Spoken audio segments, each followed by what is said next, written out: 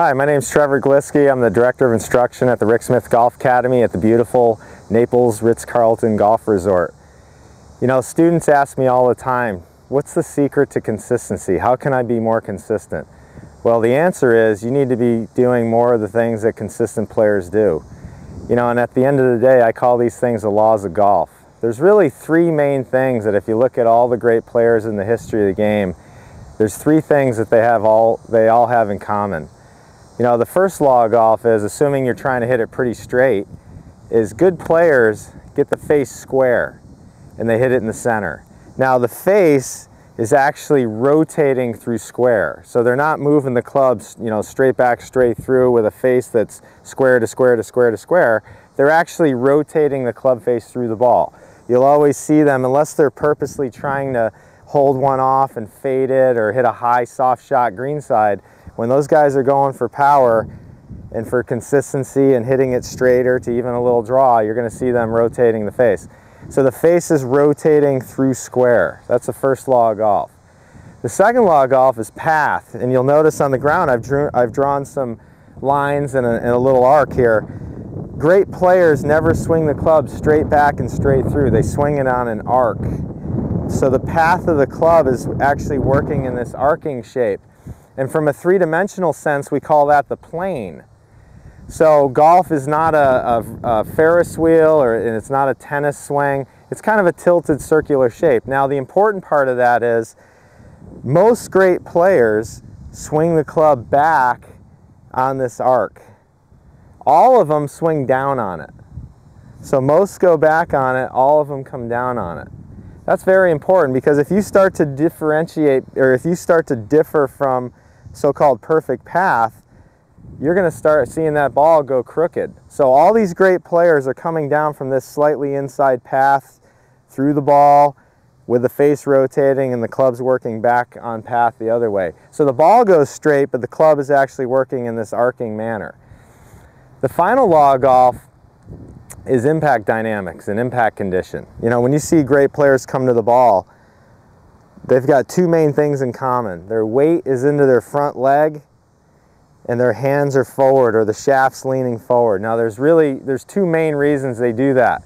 Number one, it's a power move. You know, if you watch any great athlete, hockey players, they step into that shot and then they hit it when they go to hit a slap shot, or a baseball player steps into the pitch. So great golfers all shift into that front leg and then they turn and do the things they're going to do through that ball. The other reason they do it is because you've heard they hit down on the ball. Well, when a good golfer hits a golf shot, they're actually hitting the ball first, then the ground. Well, the bottom of the swing, or how you get your divot ahead, is ahead of the ball. So as the club is on its way to the ball gets in the way, the ball takes off, and then you bottom out ahead of the ball. Now here's the cool thing. The bottom of your swing, or what we call the bottom of the arc, is controlled by two things: your weight and your hands. So what's really funny is I tell a lot of my students that my favorite golf swing out there on TV is Jim Furyk's, and they all look at me with a dazed look. The reason I say that is because I've always said you can learn a lot more from the funky swings than you can learn from the so-called perfect looking swings.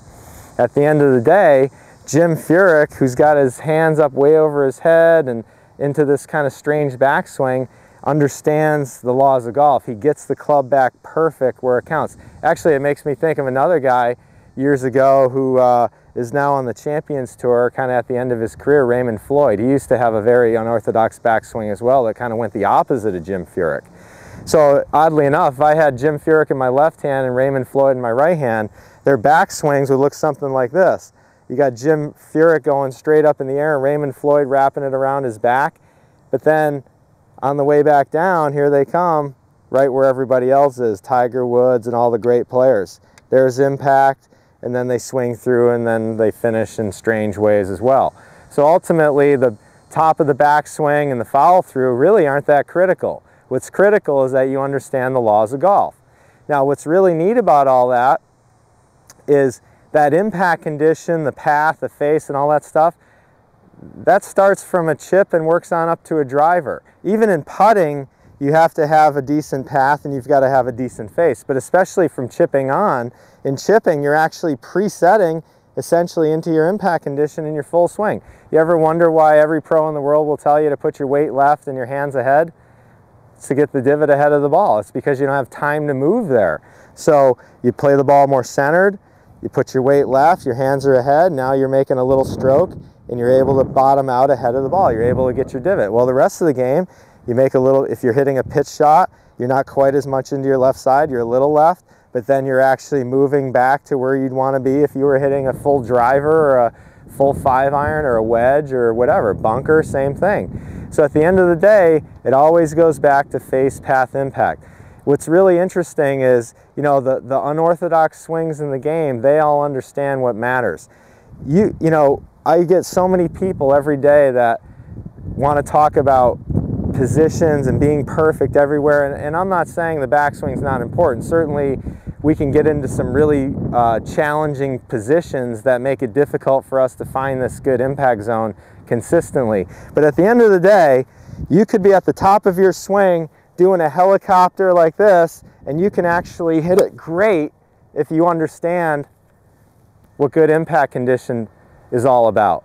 So try to remember this. At the end of the day, you don't have to be perfect everywhere. You got to be perfect where it counts, and where it counts is in the impact zone. Face, square, path on this slight arc, impact position, weight left, hands ahead. You do that, you're going to hit the ball more consistent, you're going to hit it farther, you're going to have a great time.